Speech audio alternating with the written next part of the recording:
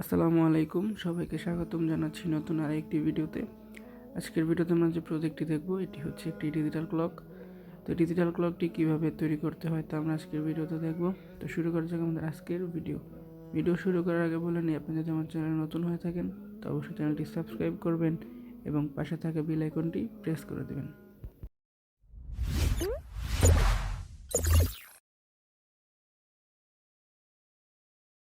আমাদের আজকের প্রজেক্টটি তৈরি করতে আমাদের প্রয়োজন হবে arduino একটি 20x4 এলসিডি মডিউল একটি এবং একটি আরটিসি মডিউল। তো এই হচ্ছে আমাদের সার্কিট ডায়াগ্রাম। এই অনুযায়ী আমরা arduino এলসিডি ডিসপ্লে এবং আমাদের যে আরটিসি মডিউলটি আছে সেগুলো সংযোগ দেব। সংযোগ দেওয়ার পর আমরা কোড আপলোড করব। কোডের লিঙ্ক ভিডিও ডেসক্রিপশন বক্সে দেওয়া আছে, সেখানে পেয়ে যাবেন। তো আমাদের সকল কানেকশন দেওয়া শেষ। এবার আমাদের জিনিসটি দেখতে এরকম হয়েছে। তখন আমরা একটি সার্কিট ডিজাইন করব আমাদের ঘড়িটির জন্য।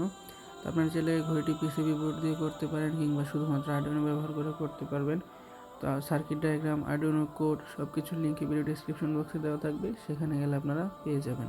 তো পিসিবি বোর্ডে বসানোর জন্য আমাদের যে কম্পোনেন্টগুলো লাগবে সেগুলো হচ্ছে 8 মেগা 328P আইসি এবং আইসি বেস একটি, 16 মেগাহার্জের ক্রিস্টাল একটি, 22 পিকোফ্যারাড ক্যাপাসিটর দুইটি, 20x4 এলসিডি ডিসপ্লে একটি, আরটিসি মডিউল একটি, পুশ বাটন সুইচ একটি, 3.7 ভোল্টের ব্যাটারি দুইটি, L7805 রেগুলেটর আইসি একটি, 1 কিলো ওহম রেজিস্টর একটি, 100 মাইক্রোফ্যারাড ক্যাপাসিটর একটি, 10 কিলো ওহম রেজিস্টর একটি এবং টিপি 4056 মডিউল একটি।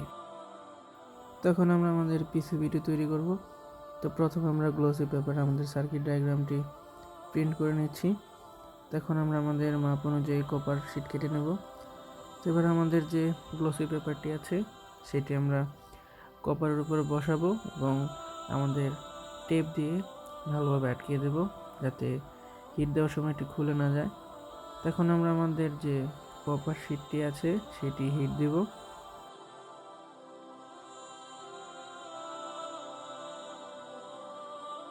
তো এখন আমরা আমাদের কপার শিটটি ঠান্ডা করে নেব হিট দেওয়ার পরে এবং আস্তে আস্তে আমাদের যে গ্লসি পেপারটি আছে সেটি তুলে নেব।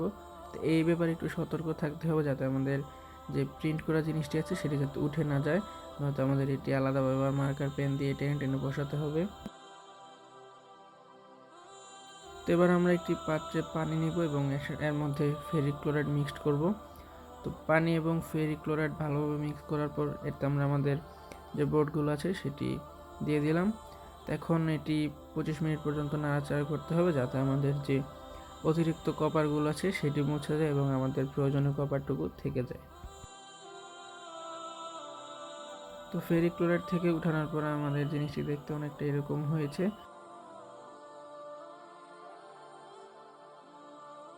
তো এখন আমরা আমাদের কপারের উপরে থাকা যে কালিগুলো আছে সেগুলো থিনারের সাহায্যে উঠিয়ে ফেলবো। তো এখন আমাদের বোর্ডটি ব্যবহারের জন্য একদম প্রস্তুত হয়ে গেছে। তো তার আগে আমাদের এগুলো ড্রিল করতে হবে যাতে আমরা আমাদের কম্পোনেন্টগুলো বসাতে পারি। এখন আমরা ড্রিল করে নিচ্ছি। তো আমরা আমাদের কম্পোনেন্টগুলো বসিয়ে নিলাম এবং ঘড়ির জন্য ফ্রেম তৈরি করে নিলাম। তো সবশেষে আমাদের ঘড়িটি দেখতে এরকম হয়েছে।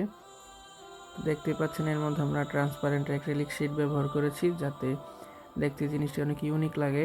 তো আমাদের এই ঘড়িটিতে 2 মিনিট পর পর তারিখ এবং কি বার রয়েছে এবং তাপমাত্রা দেখাবে।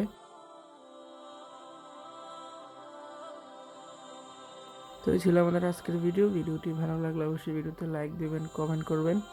আর আপনি যদি আমার চ্যানেলে নতুন হয়ে থাকেন তো অবশ্যই চ্যানেলটি সাবস্ক্রাইব করবেন এবং পাশে থাকা বেল আইকনটি প্রেস করে দিবেন।